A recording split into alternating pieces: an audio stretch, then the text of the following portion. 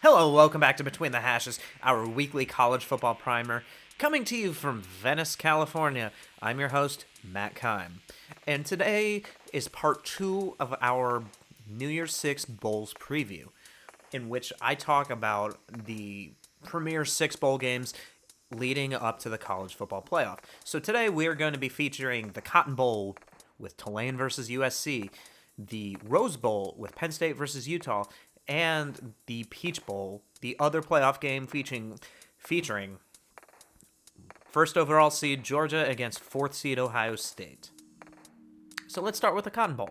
So the interesting thing with this game is that the lines actually opened up in favor of Tulane. I think it was like minus 1.5-ish for about a week or two, and then it was announced that Caleb Williams was feeling well enough to play and he was going to play in the game. At which point the line has shifted to USC minus 2.5. Having said that, USC was pretty decimated by injuries, especially on offense this season. Guys like Addison missed time, Dye missed time. If you watch a Pac-12 game, Caleb Williams pulled his hamstring in the first half of that game and very clearly was affecting him. Caleb Williams has now since won the Heisman, but because of that loss to Utah in the championship game, they lost their chance to go to the playoffs and are now in the Cotton Bowl instead. So my question with teams who find themselves in that position is, where is their head at going into bowl season? Are they just looking ahead to get to next year? Are guys already looking into transferring or declaring for the draft? I think it bodes well for USC that Caleb Williams is going to play in this game, and I think that it's why USC probably should win this game. On the other side, Tulane won the American and as the highest-ranked group of five conference championship. And I don't think it was particularly close. It would have been them or somebody like Troy or UTSA in this position. The Americans kind of been the de facto feeder into this game pretty much as long as it's existed, Boise State aside. While Tulane has a good running game and they've been a nice story this year, their defense is pretty bad. Now, granted, USC is atrocious on defense, and it's why they're not in the playoff. But with two teams with pretty bad defenses, I'm going to go with the Heisman winner on one side.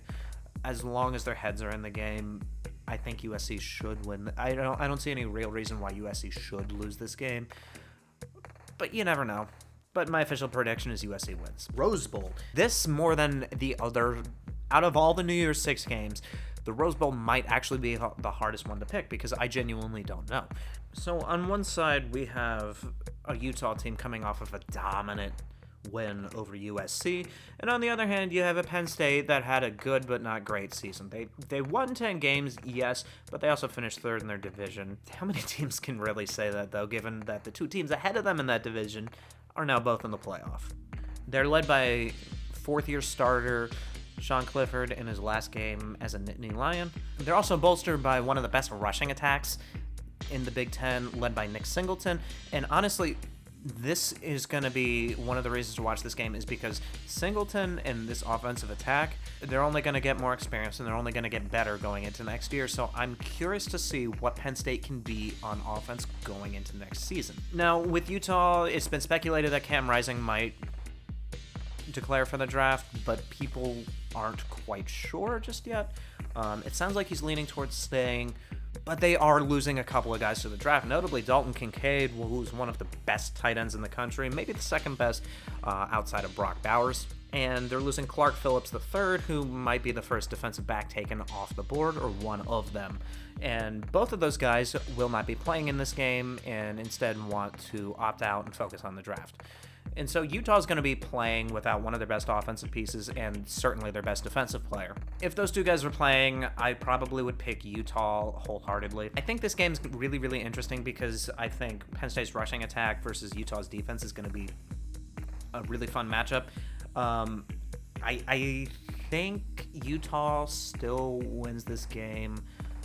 Honestly, even before I hit record, I wasn't sure which way I was going to go because I genuinely don't know. The thing with Penn State is that they lost to the teams that they should have, and they beat everybody else. And so they're good. They've been a top 10 team pretty much all year. How good are they? I don't know. So this one's really the coin flip of all the games, I think. I think I'm leaning with Utah. I'd have felt a lot more comfortable with that pick knowing that guys like Kincaid and Phillips were going to be playing. But even without that, I think Utah might be the slightly better team here. But I think it's a pretty intriguing matchup. It's just in the sense that, like, sure, Penn State lost pretty big to Ohio State and Michigan, but those two teams are in the playoff, and Utah's not at that caliber, so who knows? So we get to find out how good Penn State is. We get to see Sean Clifford and his careers in Nittany Lion, and we'll get to see Cam Rising try to make up for last year's loss in the Rose Bowl. So I think Utah wins. I don't know. Which brings us to the final New Year's Six game and the final bowl game I'm going to talk about before the national championship game, the Peach Bowl, featuring Georgia and Ohio State. Fun fact, this is actually going to be the third time this year that Georgia's played in Atlanta. The SEC championship game against LSU, their opener against Oregon was also in Atlanta, so it's a field they know fairly well.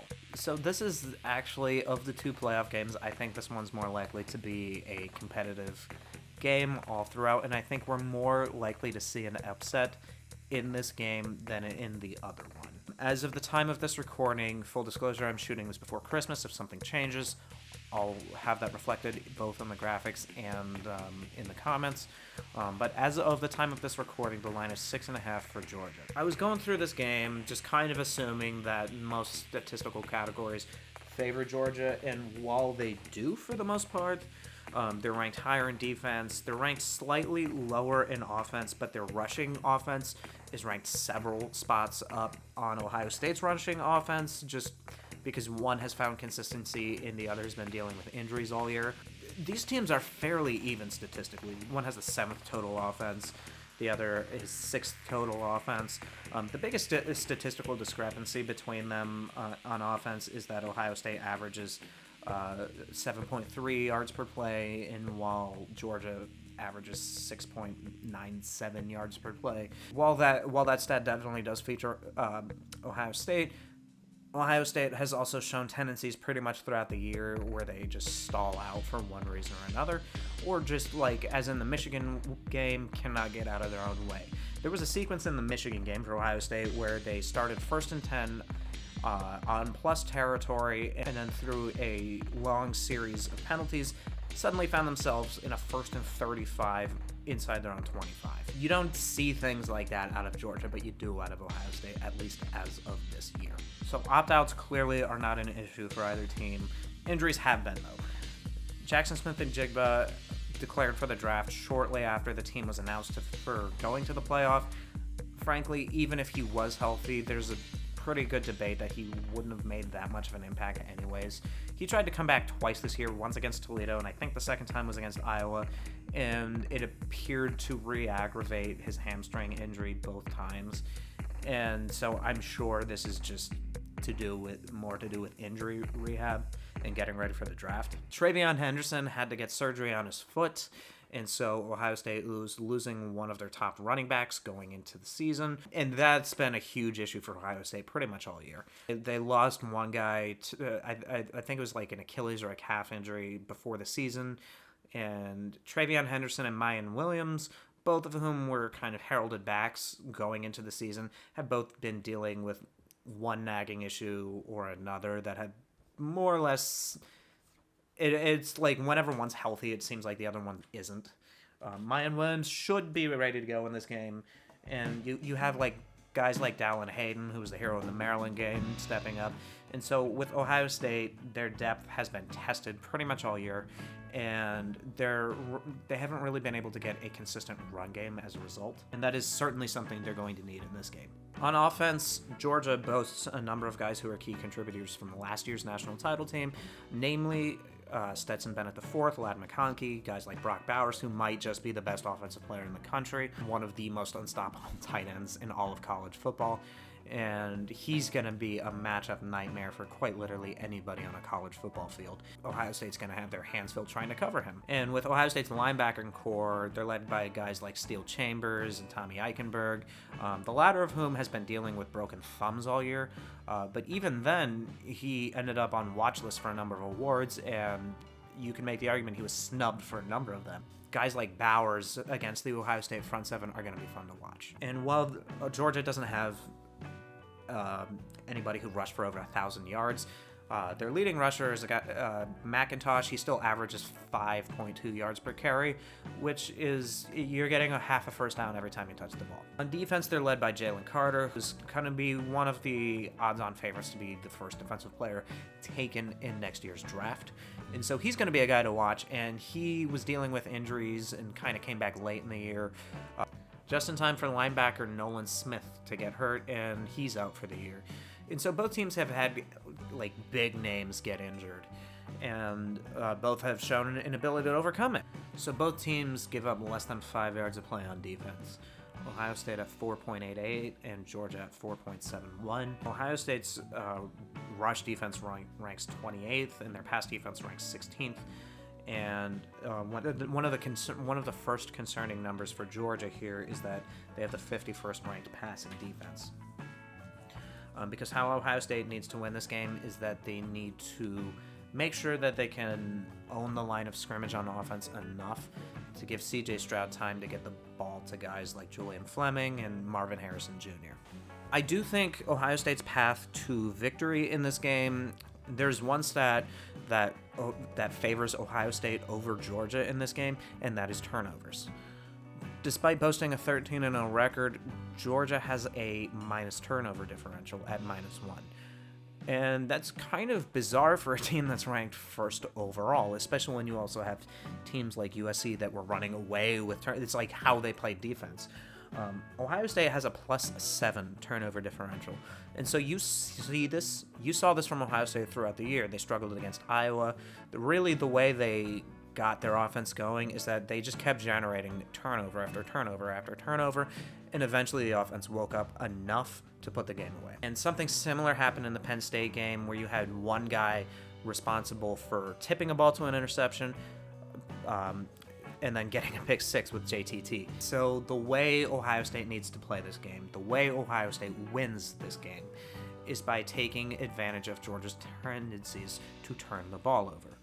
This was an issue for Georgia in the Missouri game, a game where a severely outgunned Missouri team stuck around well into the fourth quarter, and frankly well past any point they should have.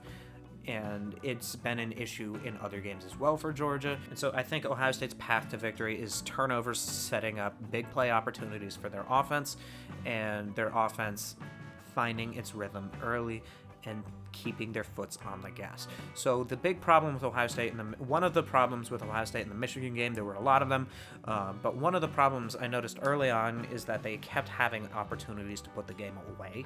Because if you guys remember, they went up 10-3, and they're driving again, and they stalled out on a 4th and short in Michigan territory. A couple drives later, they get the ball 1st and 10 in the Michigan 40-something yard line, and then penalties drive them all the way back to almost their own red zone. The last of those penalties was even a half the distance to the goal kind of call. Can Ohio State take advantage of those opportunities should they arise? Would be my big question. While I do think this will be a very competitive game, and CJ Stroud and that offense is more than dangerous enough to take this game and just run with it, Georgia's been too consistent on both sides of the ball, and too consistent with some like the little details, turnovers aside, for me to fully pick against them. It's kind of a situation where until somebody beats them, I have a hard time going against Georgia, and that is true here. Ohio State certainly has the talent to win this game and the one after this, but if you play this game on a neutral field 10 times, I would bet that Georgia wins 7 of those games, and I think we're going to see that here. I think Georgia wins. Out of respect for Ohio State and that offense, I say Georgia wins, but Ohio State covers.